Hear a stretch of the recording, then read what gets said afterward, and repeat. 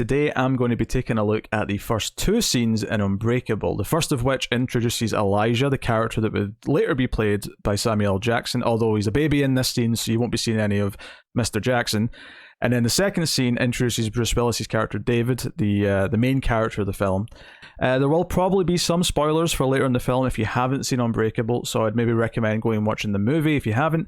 But without further ado, let's get into the scenes. So this first scene, which takes place in Philadelphia in 1961, is a flashback to just after Elijah's been born in a department store, born in the back room of a department store.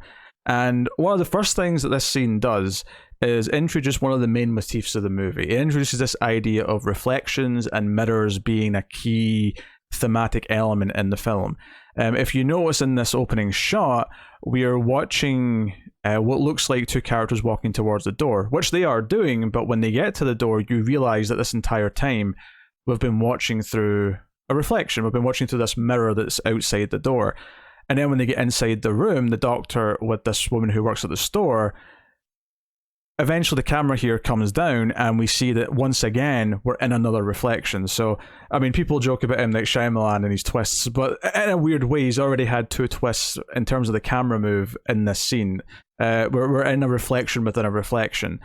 And that's a really fun little thing that I sometimes forget when I go to watch this movie. I remember a lot of this scene, but I think that particular trick, sometimes I forget he pulls that off right at the start.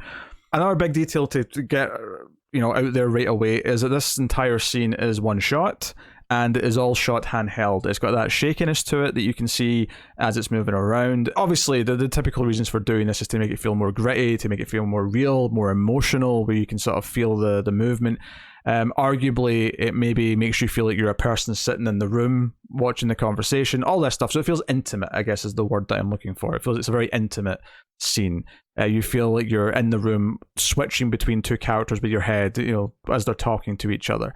So the idea of the mirrors, though, to go back to this, is really an important thing that plays throughout this scene, in particular as the conversation between Elijah's mother unfolds with the doctor. This shot of Elijah's mother in front of the mirror is the first real person we've seen in a way.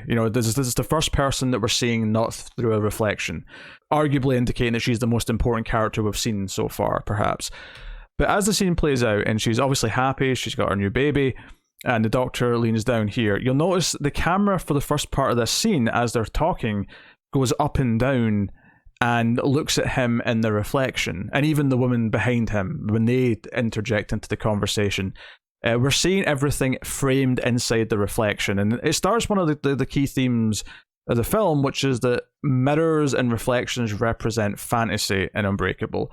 Unbreakable obviously is a story that deals with superheroes and supervillains, and the idea that maybe some of that is real, and that maybe the character of Elijah is delusional. It's actually a running theme he's introduced again when he's a small child through a reflection on a TV screen later on.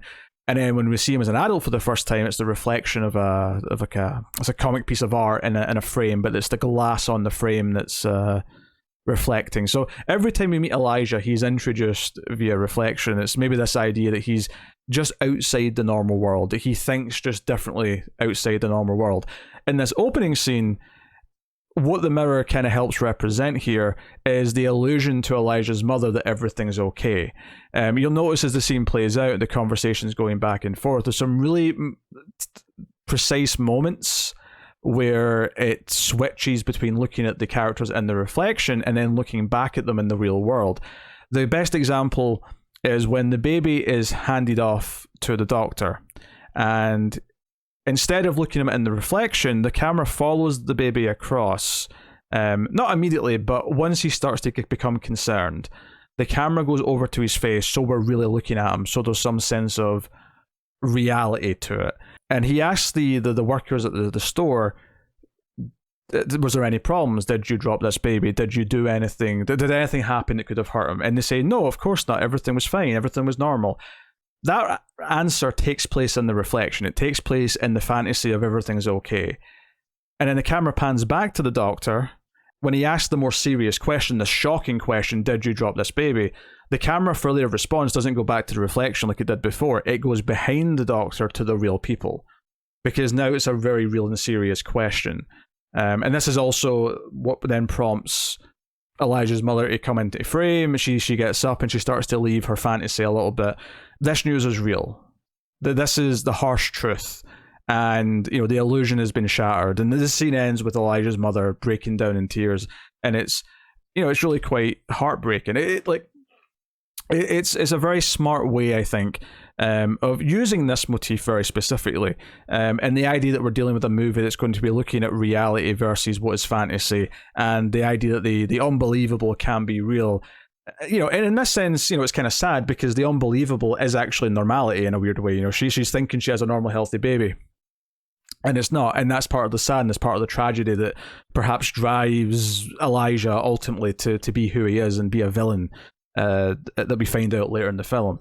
And you can also argue that there's something of a coping mechanism here that is represented in the reflection, and we see like Elijah use that. He's watching a TV screen, he's looking at comic book art, he's doing all these things to help him get through his tough life because of his medical condition that makes his bones break.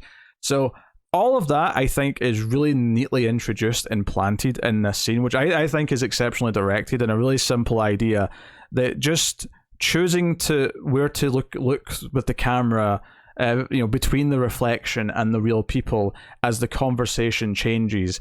And when things get more real and serious, it starts to switch more to the real people that aren't Elijah's mother, who at first are just the fake happy versions, as it were, inside the reflection. I think that is inspired, and there's a lot of other little details, of course, here that are really nice. It actually mirrors the next scene we're going to talk about with Bruce Willis, in that the camera's moving back and forth as if we're just a person, moving side to side. So there's a kind of a connection between them naturally because of that. Elijah and David both have like their signature color in this movie, Elijah's being purple, and you can notice that Elijah's mother is wearing purple, and there's a little bit of purple on the blanket that Elijah's wrapped in. It's reminiscent of baby Superman with the red cape wrapped around him or something like that. Because the movie has a very particular muted color scheme, but the idea is that, kind of like some comic books, like you'd occasionally get some colors that just pop, and we see a good example of that in the next scene with David. But in this scene, it's kind of absent. There's not really any of it, and it's because there is no like vibrant pop. It is kind of a sad, tragic scene that sets you up for who this character Elijah is going to be, and that his life started in a place of sadness. And I think that's important, and it contrasts with David, who his life didn't start in a place of sadness. He kind of made himself sad, like not being who he wanted to be throughout his life made him sad. So I think seeing Elijah started with sadness is a very important thing that the movie wants to do, to sort of give you a sympathetic idea of why he has these motivations, why he has this coping mechanism that becomes very unhealthy in the way he looks at the world through the fantasy, whether or not any of it turns out to be real, which it kind of does in a weird way. You don't just hate him and think he's just a monster necessarily. You kind of sympathize with him, even though you understand that he's doing things wrong. So and all of that starts in this opening scene. All of that starts with his sympathetic backstory and his mother breaking down. It's very good stuff, and then that fades us to black as she cries, and that takes us on to our second scene, which is David on the train. And I've got a bunch of little things to say about this that I think are genius. And I think what's so interesting about this sequence, it's almost one shot as well, just like Elijah's introduction, with a couple of little exceptions. So early on in the scene, David's got his head against the window, and he sits up and he notices through the seats in front of him a little girl. And this is the first time it cuts in the scene. It cuts to the shot of the little girl, and she's kind of upside down looking at him, kind of silly, and David kind of smiles at her, and it's like a moment of innocence, but then he kind of goes back to being depressing David, right? He's a sad person, a sad man, as it were. He goes back to just sort of like slumping and looking kind of sad, and we kind of cut back as if we're almost in her POV for the scene, right? So most of the rest of the scene takes place as if we are the child in the front of David's seat, moving between the two seats, and then moving to the side, where he's leaning against the window and going back and forth, or like when he's talking to the woman a little bit into the scene, just going back left and right between the two adults. And I think there's a few thematic important things with this.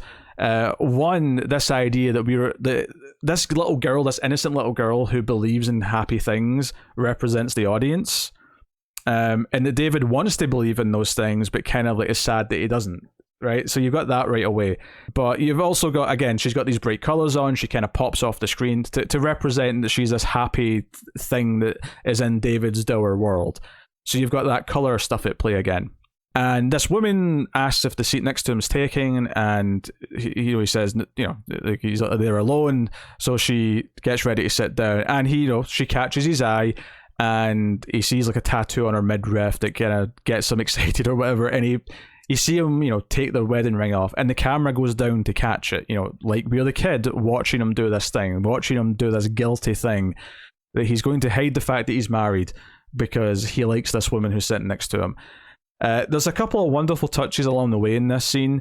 Every so often you get, I want to call it turbulence, but it's a train. It's not turbulence, but every so often there'll be an extra bit of shaking, like they're going through a tunnel and the lights will go out or something. And there's just like a moment of darkness. It's almost like a literal moment of darkness in the world because David's about to make a bad choice. The first time it happens is right before he chooses to interact with her. She sits down and he's sitting there quietly. We get this moment of contemplation and the lights flicker and the train shakes. And then that's when he offers her the magazine, which is the first kind of moment of like trying to be friendly and start a sort of dialogue with her. It also happens just before he makes another advancement in the conversation where he gives her his real name. He's opening up to a new level of intimacy where he's sharing who he is, and she gives her name back. And that's not necessarily a malicious thing in of itself, but in the context of him being a married man and where his mind's clearly trying to go with this conversation, he's trying to escalate it to the next level. But what's so beautiful about the second time this happens, and it's not only signifying that he's about to go one step further and make another kind of like questionable choice from a purely moral standpoint, it's that it happens right after she's revealed that she is an agent for football players and that she's there to meet a football player, and she says, "Do you like football?" And he says, "Nah, not really." And then it happens. Then you get the flickering and the moment of darkness. And what's so beautiful about that is once you know the premise of the film, even in the first time viewing, it's almost like a subtle hint that there was something more to this, that question struck a chord without him overacting, without him like getting emotional and teary-eyed or anything like that. It was just a little moment that is natural on the train, doesn't feel forced or over the top, to just give you a little, like, that struck some sort of dark part of his history, and that is relevant to his character. But it also signifies that he's about to make another bad choice. In fact, what's so great about this little interaction is that we find out later in the film that he ultimately was able to stay with his wife when his wife didn't like football players or didn't want to pursue that life with someone who did that. He lies about an injury and moves away from playing to stay with her. And it's there's a happy reason why he makes that choice. This is not a completely nefarious thing. It's not a negative thing, perhaps, like it is in this scene. But that idea that this is almost hinting at that backstory. It's hinting, not only is it setting up the idea that he cares about football in some way and that this is striking a chord, but that he has specifically lied about how he interacts with football and his relationship with it for a woman. That is like a wonderful little touch. And of course, once he tries to take it one step further, it gets really awkward, you feel really cringy, and she leaves. And all of this is taking place in this one shot back and forth. And then after she's left and he puts on his wedding ring again in defeat is when we finally cut back to the little girl. But this time she's not upside down. It's not kind of a silly pose. She's just staring and judging. Like we, the audience, are staring and judging. And then obviously we go back to David, just trying to kind of like not look at her because he feels guilty, because he feels ashamed that he's been witnessed doing this, that even this little girl understands in some level that he was doing something wrong. I think what's so ballsy about this scene is that this is our hero of the film. This is the character that we're going to be following and rooting for. And it's very risky to present him doing a very unlikable thing in this opening scene, especially in a way that is so morose and kind of like cringe-inducing and sad to watch. It's a very sad sort of existence. You get that feeling as you're watching it. Part of that is the color vibe, part of that is Bruce Willis's performance. But all these things combine to give you this feeling of being sad. So it's not a cheery scene. It's not a funny presentation of someone being shot down, because that can be humorous in a movie if you want to play it that way. It's none of those things. There's a couple of little things at the end that just give you the hook as an audience to make you care and make you realize that this guy might be worth rooting for. And obviously so much of this movie is about him becoming who he's supposed to be, and that's why he is in such a sad existence, that he's not being honest with himself, which is obviously a really powerful idea for a story in and of itself. But it's represented in this scene through this sort of sad existence and being shot down, but then this glimmer of the hope of like who he could be. What I'm talking about here at the end of the scene is that, you know, he puts his head back on the window and the train starts to get more rocky, and it gets rockier and rockier until the point where it's a bit of a concern. And why we should care about David, why we start to root for this character, is his first instinct when he realizes something's about to go wrong. And, you know, it's like something's awoken in him, because the camera style, the direction completely changes. You know, up until this point, it's been this back and forth between the two characters. It's kept this very consistent style, which is not too dissimilar from the style in the first scene, where it's back and forth between the Doctor and Elijah's mother. But once he realizes something's wrong, we cut to this very different, smooth shot, which is clearly on some kind of a mount, you know, maybe a jib or something like that, that pulls back from him as he looks around at the people on the train. He's looking at the others. He's looking at the passengers on the train, and he's concerned about them. His first instinct when he realizes something is wrong is his concern for others. And not only that, he realizes his concern for others, and then he turns and realizes that there's one person he cares about more than anyone else. He turns and looks back to the little girl. But when we cut to his perspective, looking down between the two seats, she's not there anymore, which represents that it's already too late. There's nothing he can do for her. She's already gone, which is a powerful little moment in and of itself.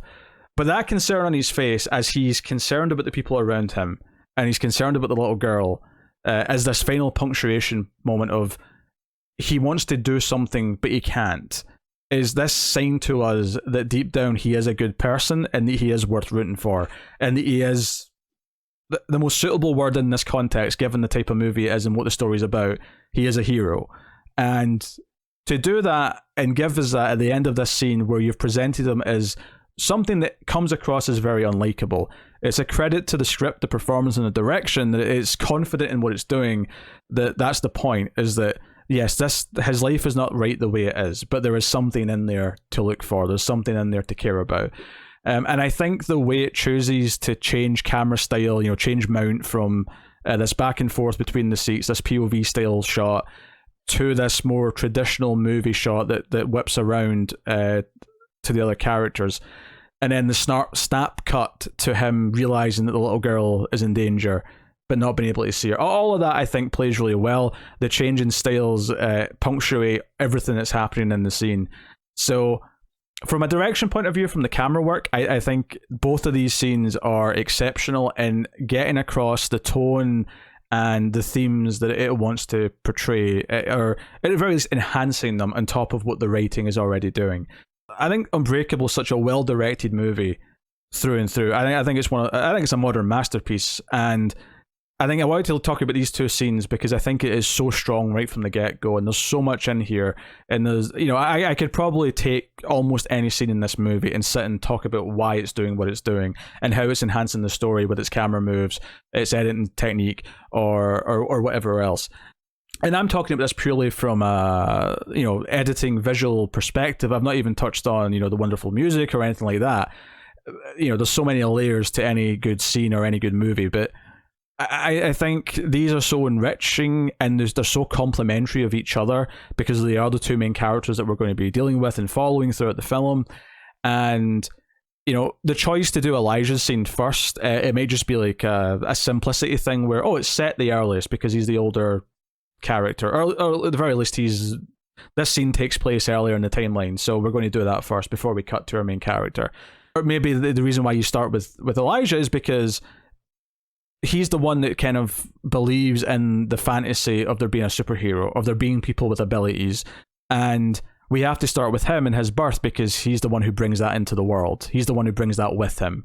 Maybe that is the narrative choice there. And it's worth mentioning that all of this is just how I'm reading these scenes. All of this is just how I'm looking at them and how I want to interpret them. And I love them so much that I want to talk about them. I have toyed, we're kind of done now talking about the two scenes, but I have toyed with doing videos like this for a long time, where I just take a couple scenes or whatever and sort of analyze them and study them in a way that, on the podcast, we talk about the movies quite in depth, but it's another thing to sit and watch the same scene a few times, think about it, really think about everything it's doing, and try and express that, because I think good filmmaking is beautiful, and when it is beautiful, we should talk about why it's beautiful, and why I think these scenes, and why the movie as a whole really, but why these scenes specifically really work for me. And there's no definitive right answer. That's the beauty of art. But everything that a movie makes you feel is achieved by so many little things and so many little choices that are being made to try and evoke that feeling. And trying to pinpoint what a lot of those are is one of the most invigorating things in the world. So hopefully you've enjoyed me sitting down and breaking this down for you, and you'd like to see more things like this. If so, do let me know. Do like, subscribe, all those normal things you say on YouTube, because it does help and lets me know there's interest for this kind of thing. And if you want to go one step further and join the Patreon to help keep this content coming, and if you do join the Patreon because you like this video in particular, this format in particular as a show, then tell me. Tell me when you join the Patreon. Say, I joined because of this particular series. I want more of this. And I will listen to you. But regardless, any and all support and spreading of the video is highly appreciated. Thank you very much for joining me. I will see you guys again soon, hopefully. So hopefully you enjoy Unbreakable as much as I do. And I will see you soon. Bye, guys.